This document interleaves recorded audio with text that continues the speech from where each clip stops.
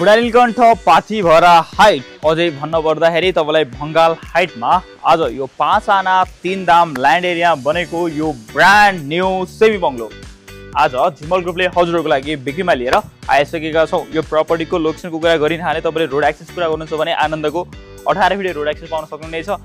Well community भिआइपीहरु वरिपरि पनि एउटा प्रोफेसनलहरु बसिरहनु भएको एरिया। यो प्रपर्टीको तपाईले खासियत के छ भनेर सोध्नुहुन्छ भने यो प्रपर्टी 5 आना 3 दाम भइसकेपछि एकदम स्पेसियस भइ नै हाल्ने भयो। त्यसैले तीनतिर खुल्ला छ। यो हाइटमा छ, टक्क पाथिभरा हाइट भनेपछि हाइटमा छ, राम्रो कम्युनिटीमा छ। त्यसैले तीनतिर ओपन छ, सेफ हैन। आफ्टर देन यो प्रपर्टीको कुरा गर्नुहुन्छ भने तपाईले यता चाहिँ यो साइडतिर एउटा सेमी बंगलो छ। यो स्पेस यो चाहिँ लगभग फिनिशिङको प्रोसेसमा छ। यो चाहिँ तीनवटा भनेको 2 BHK। यहाँ चाहिँ लिभिङ एरिया हुन्छ, उता दुईटा बेडरुम, एउटा वाशरुम हुने भयो, त्यो चाहिँ रेन्टल स्पेस भयो। आफ्टर देन यता दुईटा गाडी पार्किङ, एउटा गाडी आनन्दले यता पार्किङ हुन्छ, अर्को गाडी पार्किङ लागि यता एउटा भइहाले भयो। त्यो सँगसँगै अब माथि जानुहुन्छ भने तपाईँ यहाँबाट तपाईँ आफ्नो पर्सनल युजको लागि भयो। यता साइडतिर यहाँ चाहिँ यो स्टोर रुम, यो चाहिँ स्टोर रुम जस्तो छ, यहाँ तपाईँले स्टोर गर्न सक्नुभयो। यहाँ चाहिँ सुर्याकहरू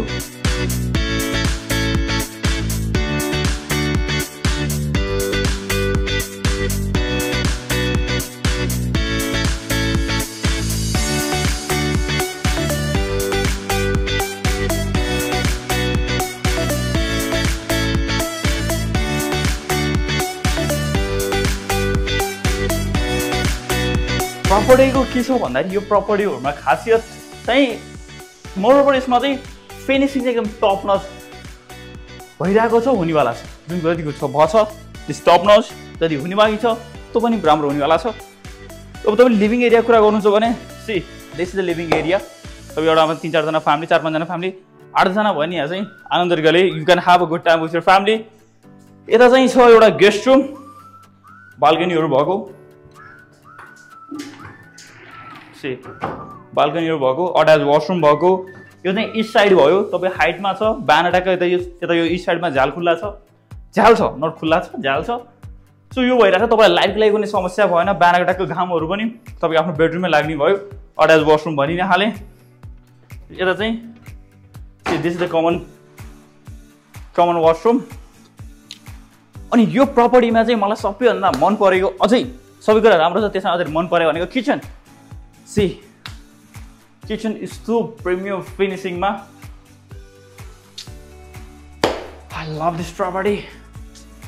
आफ्टर देन यो प्रपर्टी यता चाहिँ अझै यो बार सारको लागि यताउता तपाईँले चाहिँ अलिकति ड्रिङ्कहरू गर्न इन्जोय गर्नुहुन्छ भने त्यसलाई स्पेस छ, अथवा सजाउनको लागि पनि हुन्छ।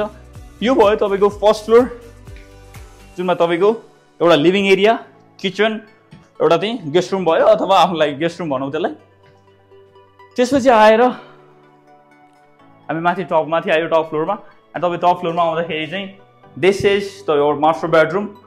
तपाईँको यो मास्टर बेडरुममा चाहिँ यहाँ चाहिँ बाल्कनी छ। तपाईँ बाल्कनीबाट जाँदाखेरि see this is the view that you get. View यस्तो हाइटमा छ, भ्यूको त कुनै समस्या भएन। अब चाहिँ चाहिँ तपाईँले एउटा यसमा चाहिँ एउटा बेडरुम पनि पाउनुहुनेछ, क्लोजेटहरू भयो। त्यो सँगसँगै यता यो प्रपर्टीमा एउटा यसमा चाहिँ अट्याच वाशरुम छ यसमा चाहिँ। लेट्स गो झुमर टक्क लाइट बल्दाखेरि give the some decoration to the property. After then हेरी जाँदो र अर्को मास्टर बेडरुम भयो चाहिँ विथ तपाईँको चाहिँ बाल्कनी। दिस द क्लोजेटहरू पनि छ। प्रपर्टीको कस्तो हुन्छ भन्दाखेरि चाहिँ प्रपर्टीको चाहिँ फिनिशिङ गर्ने कुराहरू, you can see the material, कस्तो मटेरियल युज भइरहेछ भन्ने कुराहरू। प्रपर्टीको फर्निसिङ इज सो गुड होइन। तपाईँ क्वालिटीहरू तपाईँले प्रपर्टीमा आउँदाखेरि चाहिँ सो कति कुराहरू चाहिँ you should have the technical भनौँ, अझै त्यो इन्जिनियरिङ पर्सपेक्टिभ थाहा हुनुपर्छ। नभए कति कुराहरू चाहिँ यु क्यान फिल प्रपर्टी कुन हिसाबले बनिरहेछ भन्ने कुराहरू।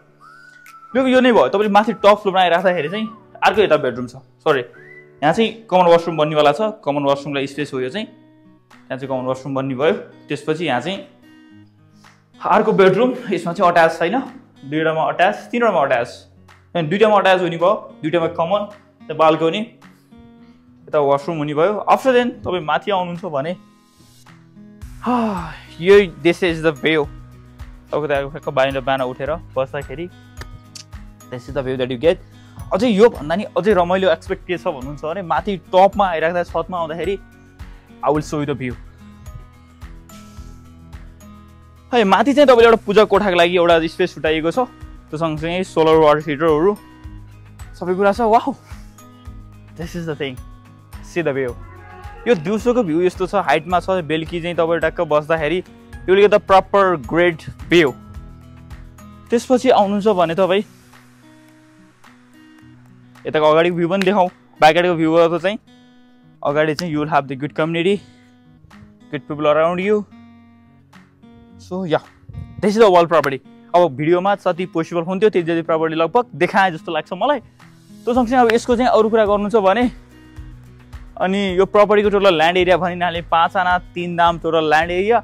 यसमा तपाईँको यसको आस्किङ प्राइस रहेको छ 4 करोड 50 लाख रुपियाँ। त्यसमा नेगोसिएट त भइ नै हाल्छ।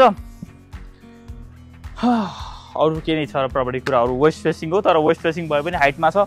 प्रपर्टीमा चाहिँ घामको कुनै समस्या छैन, प्रपर्टी सबै कुरा ठिक छ। अब बाँकी भनेको तपाईँ आएर प्रपर्टी हेरेर बैना गरेर बाँकी हो।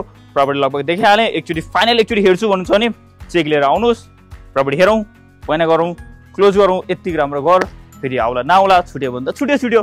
Okay, will see you in the visit. Thank you.